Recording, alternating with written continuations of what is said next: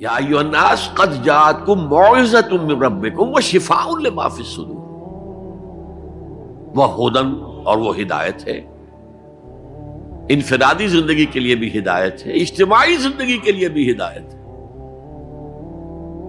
کبھی اگر سورہ فاتحہ پر آپ غور کریں جو ہماری نماز کا جزو لازم ہے، تو ہم پہلے کہتے ہیں الحمدللہ رب العالمین الرحمن الرحیم مالک یوم الدین ایاک نعبد و ایاک نستعین۔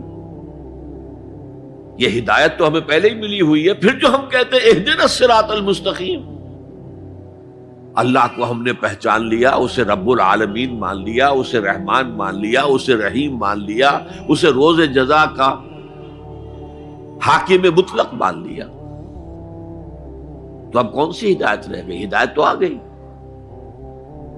اب اصل ہدایت جو درکار ہے وہ ہے جو ریلیونٹ ہے آج کے دور میں، جو اجتماعی نظام ہے انسانوں کا، اس کے لیے انسان بالکل بے بس ہے۔ اس کی عقل جو ہے اجتماعی نظام عدل قائم نہیں کر سکتی۔ انفرادی طور پر نیکی اور بدی کا علم میرے اور آپ کے نفس کے اندر ودیعت شدہ ہے، وَنَفْسٍ وَمَا سَوَّاهَا فَأَلْهَمَهَا فُجُورَهَا وَتَقْوَاهَا، یہ موجود ہے۔ لیکن یہ کہ معاشرتی نظام میں عورت اور مرد کے درمیان کیا توازن ہو، ان کے حقوق و فرائض کا توازن، دنیا میں کیا ہوتا رہا ہے اور ہو رہا ہے آج بھی۔ یا عورت جوتی کی نوک کے برابر ہے، کوئی اس کی حیثیت نہیں، بھیڑ بکری کی طرح ملکیت ہے، اس کے کوئی حقوق نہیں، اور یا عورت کلوپیٹرا بن کر پورے ملک کی قسمت کا بیڑا غرق کرتی ہے، انسانوں کے شانہ بشانہ ہو کر وہ در حقیقت خاندانی نظام کو برباد کرتی ہے۔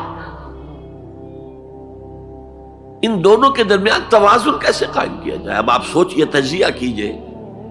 اگر مرد سوچے گا، نظام بنائے گا، تو وہ اپنے احساسات سے تو واقف ہے، عورت کے احساسات و جذبات سے تو واقف نہیں ہے۔ عورت نظام بنائے گی تو وہ اپنے احساس و جذبات سے واقف ہے، وہ مرد کے احساسات و جذبات سے واقف نہیں۔ یہ عادلانہ نظام وہی ہستی دے سکتی ہے جس نے مرد کو بھی پیدا کیا، عورت کو بھی پیدا کیا۔ ایک ایمپلائر ایمپلائی ریلیشن شپ ہے، کارخانے دار ہے، وہ لوگوں کو رکھتا ہے مزدور۔ اب جو بھی پروڈکشن ہو رہی ہے، جو نفع ہو رہا ہے، اس میں کتنا حصہ مزدور کا ہونا چاہیے، کتنا سرمایہ دار کا ہونا چاہیے، کون طے کرے گا؟ یا سرمایہ دارانہ نظام بن جائے گا اور مزدور کمر توڑنے والی محنت کرنے کے باوجود زندگی کے بنیادی جو تقاضے ہیں ان کو بھی حاصل نہیں کر سکے گا۔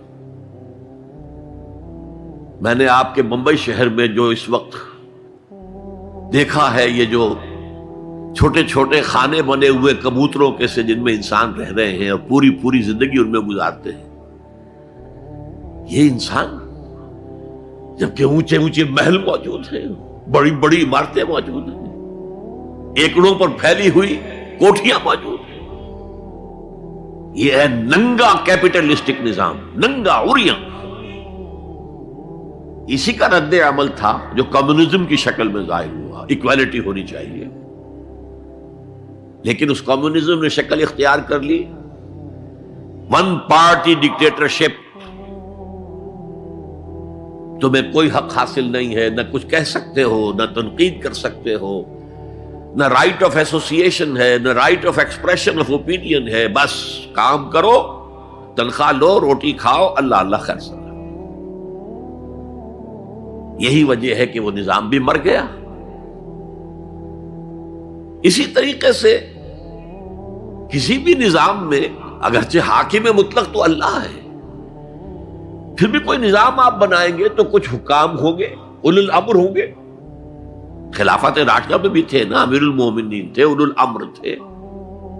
عوام میں اور ان کے درمیان حقوق و اختیار کا توازن کیا ہو، کون طے کرے گا؟ اولو الامر تو چاہیں گے سارے اختیارات ہمارے پاس ہوں، ٹوٹلیٹیرین سٹیٹ قائم ہو جائے گی۔ عوام چاہیں گے ہمارے پاس ہوں اور ہمیں اتنی آزادی ہو کہ مادر پدر آزاد ہو جائیں، جو چاہے کریں۔ ہومو سیکسول ہو جائیں، ہومو سیکسول میرجز کریں، ہمیں کوئی روکنے والا نہ ہو۔ تو میں نے آپ کو بتایا اجتماعی نظام کے یہ 3 گوشے ہیں، معاشرتی نظام، معاشی نظام، سیاسی نظام۔ آج کے انسان کی اصل ضرورت یہ ہے، اس لیے کہ اس طرح کا ہمہ گیر نظام اس سے پہلے تھا ہی نہیں، لوگوں کو آزادیاں تھیں۔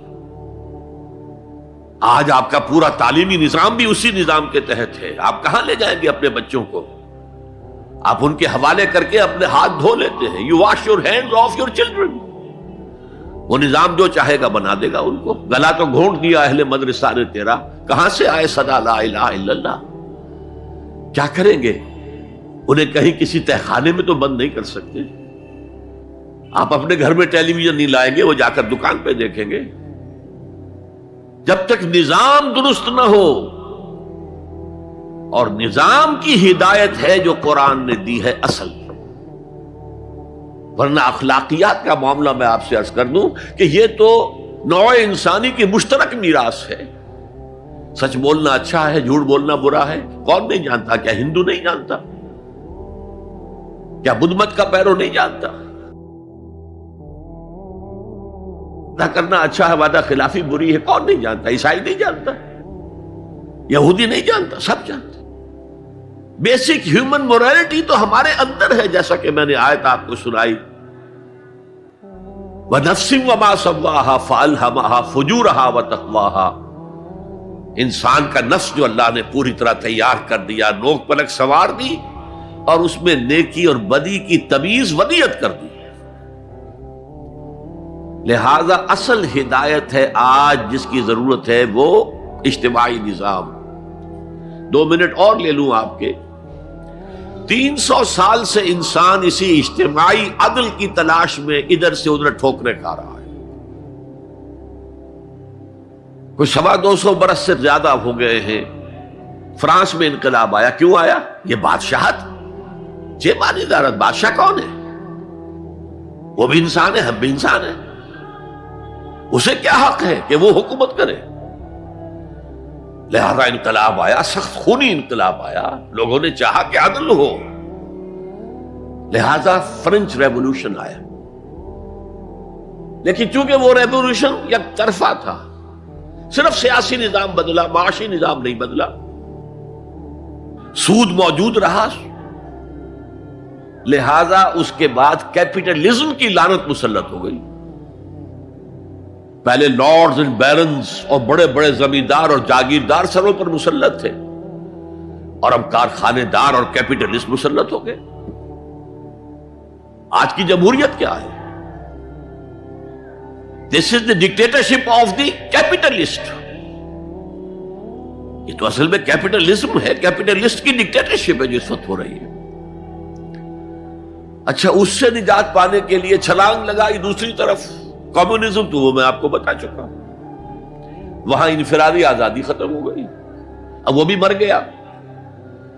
اب فوکو یاما نے تو کتاب لکھ دی اینڈ آف ہسٹری، بس ثابت ہو گیا کہ ہمارا نظام لبرل سیکولر ڈیموکریسی اور انٹرسٹ بیسڈ کیپٹلزم، اس سے بہتر کوئی نظام ہے ہی نہیں، سب ختم ہوگا۔ لیکن ایک نظام ہے جس کا انہیں اندیشہ ہے، جو ابلیس کی زبان سے اقبال نے کہلوایا تھا، ہے اگر کوئی خطر مجھ کو تو اس امت سے ہے جس کی خاکستر میں ہے اب تک شرار آرزو۔ خال خال اس قوم میں اب تک نظر آتے ہیں وہ، کرتے ہیں اشکے سحر گاہی سے جو ظالم وضو۔ بڑے نیک لوگ بھی موجود ہیں، لیکن بحیثیت مجموعی امت کا حال کیا ہے؟